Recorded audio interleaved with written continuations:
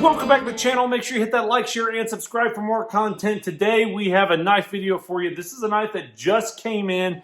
A lot of people have recommended it to me. They wanted me to get one, take a look at it, and just kind of go through the motions on it and kind of find out what my thoughts are on this knife. And it is another Joker knife. Just came in. This is the Joker Ember.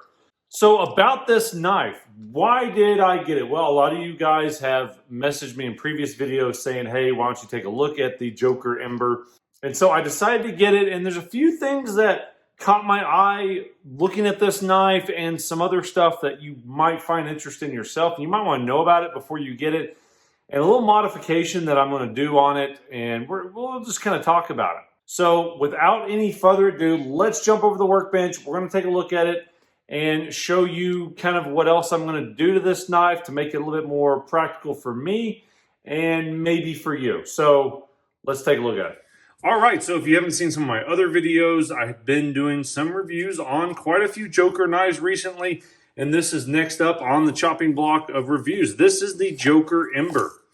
So, a lot of the other ones I've had did not have a Scandi grind, so this is one of the few Joker knives that I could find that has a Scandi grind on it, at least that I could get my hands on. This is the Joker Ember. Pretty snazzy, I would say.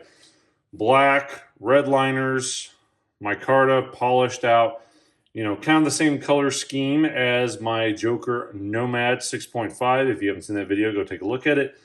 But, this is a pretty nice little Bushcraft knife. This is a full-blown Bushcraft knife, I would say. You got your lanyard hole in there. You do have an exposed pommel. I'm not quite sure how I honestly feel about that. Out of all the time in the mountains, and I go backpacking and camping and hiking almost on a monthly basis.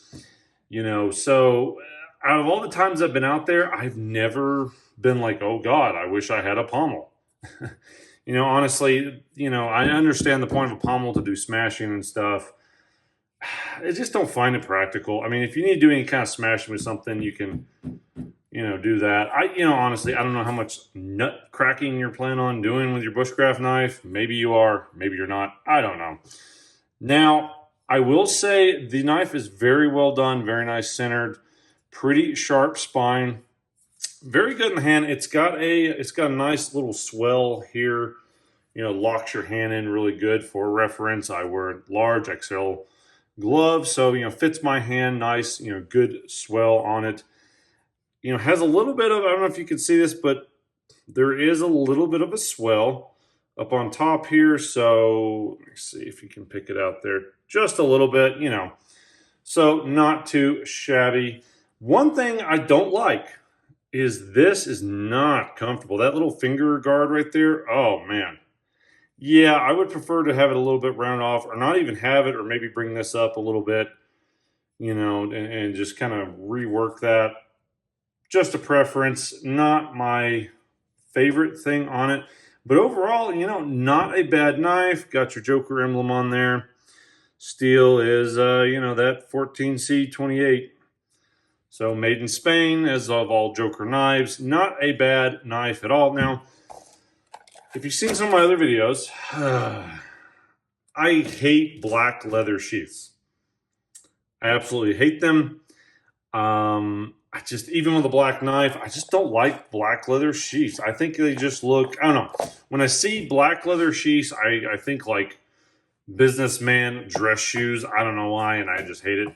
I don't like black leather sheaths. Never been a fan of it. So what I'm going to do is I have a extra GRE Industry sheath. This is the K size.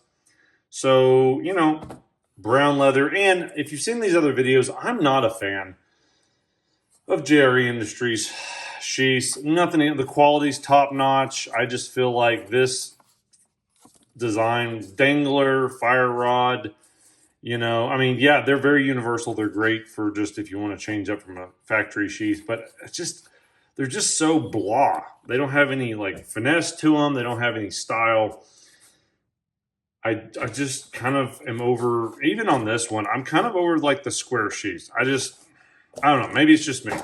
I just don't like them. I feel like there's no unique. Every knife looks the same in a sheath with it. Whatever. I'm a prima donna. So, but I will say, you know, I like that. Ooh, yeah. Doesn't that look a lot better with the, you know, a lot better than the black on there. I just think the brown looks more, I don't know, more natural in its natural environment.